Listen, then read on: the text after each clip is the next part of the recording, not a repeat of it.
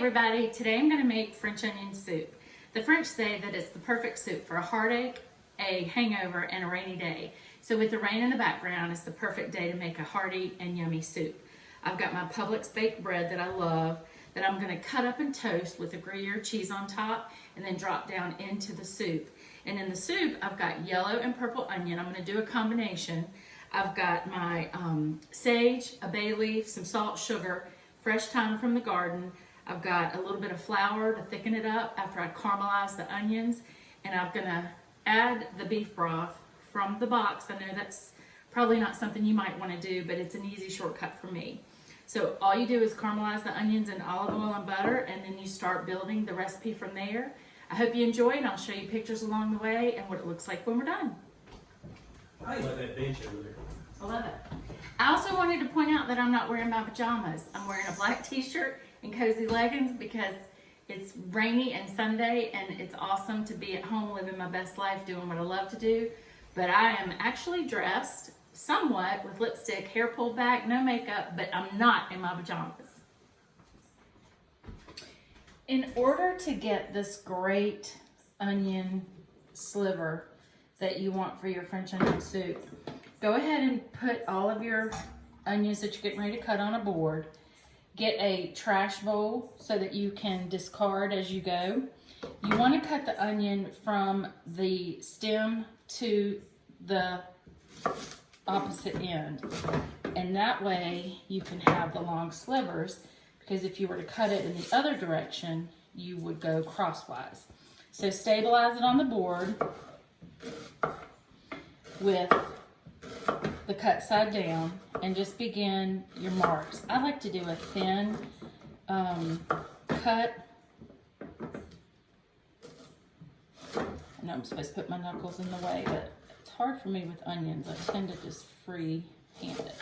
All right, so here are my pieces for the purple onion that have just gotten long and stringy and kind of a julienne cut. But the way that you get this is the longer pieces are achieved when you cut from the stem to the base long ways instead of across. So that is just a little tip to help you with your chopping. Okay, everyone, I have cut the onions up, and I've put in my pot about 2 to 3 tablespoons of butter. I'm going to cook that on medium-high heat for just a minute to let everything get warmed up before I put the onions on. It's really important to put the onions in a hot soup pot. I put the olive oil in to keep it from burning, and the butter is just going to give it that added yummy richness. So once this gets warm, I'm going to dump the combination of the yellow and purple onions into the pan, and I'm going to caramelize these. So what that basically means is I'm going to take these and stir them with the butter and the olive oil until they become a little bit translucent and start to thicken. Then I'm going to add the apple cider vinegar, because I don't have a Pinot Grigio or a sherry. I'm going to add apple cider vinegar to give it that richness, to break some of the flavors down, take the acid out, and I'm going to have that going for a little bit before I add the stock. So here's what I'm looking like at this point, and I'm going to go ahead and add in my onions. If it looks like a lot of onions, it is. It's a ton. But when they cook down, you will be amazed at how small. It's kind of like spinach. Once you cook it down, it's going to be very little compared to what you started with. So this is my onion pot with the sliced onions. I didn't cry a lot. I think it's because my onions were cold. But once this starts getting going really well, you can hear it at the bottom starting to cook. Once it starts caramelizing, I'll put the camera down on it, but I wanted to show you where the amount looked of the 5 onions that I cooked, the 2 purple and 3 yellow. So it's a lot. Don't be afraid. It's going to be delicious. Okay, now that the onions are starting to cook down, I'm going to go ahead and add some other ingredients. I'm going to add the garlic. the bay leaves. I'm gonna add the sage, the salt, and the sugar. I've already pre-measured that out and have it in a container ready to go so that it makes it easier while I'm in the middle of cooking. And it's a little hard to do with one hand, but as the onions cook down, these flavors will help to caramelize and to infuse the flavors. Okay, this is the halfway mark for the onions. Remember, they started at the top of my pot. This is cooking down very nicely, and you want to make sure that you do this nice and low and slow. Stay with it. It's not something you can walk away from. So we've lost a lot of the firmness of the onions, and they're beginning to really break down. What you want for this recipe is a caramel color or a mahogany color, so stay tuned and we'll just keep staying with it. We want to make sure that you get that rich brown mahogany color before we add the broth, okay? While the onions are boiling down and caramelizing, I'm gonna go ahead and put my bread in the oven at 325 for about 15 minutes. I'm gonna check it and see if it's okay after that. There are a couple of things that I do to the bread to make it super delicious instead of just doing the bread and the Gruyere cheese that I've shredded. Gruyere can be expensive, and if you want to do mozzarella and Parmesan instead, it works just fine. But sometimes I think it takes away from the original recipe if you substitute, and mozzarella can be very stringy, so I like the Gruyere cheese. So try to splurge and do that if you can. I've got the olive oil that's gonna go on top, but before that, sorry, I've got a little trick for you. I use minced garlic in a jar because it's just easier for me. And this juice is in the jar, and what I like to do is just brush a little bit of the garlic on top of each of the pieces to give it a little bit more richness of flavor. It doesn't need a lot, y'all, just a little bit. You don't need to put whole cloves on there. A lot of people will take a garlic clove and rub it across the roughness of the bread to get a little bit of garlic flavor. And this is what I do because basically I'm kind of lazy in that regard. If it's the same flavor and it's already done for you, why wouldn't you use it? So here is that just took maybe 2 tablespoons of that. I'm gonna use it all up and put it on each piece generously. Now, I'm going to salt and pepper each of the pieces of the sourdough. I'm using a pink Himalayan salt because we've got enough salt in the recipe of kosher salt that I want to lighten it up a little bit with the pink Himalayan salt. I've got the ground pepper going across each piece just with a little bite. Love this French cafe music. I'm really into the mood today. All right, so now I think that's everything. I'm gonna drizzle with olive oil, and then I'm gonna top with the Gruyere that I've shredded. So here we go. This olive oil bottle is perfect for this kind of thing. Again, you're gonna do low and slow on the bread, 325 for 15 minutes.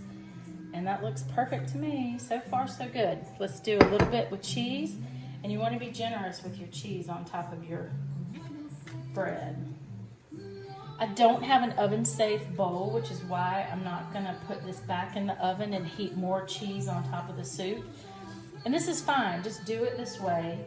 And then when your bread comes out of the oven, just put it on top of your soup bowl, and it'll be basically the same thing without it being attached to the sides. So I'm going to finish putting the rest of the cheese on these and get them in the oven.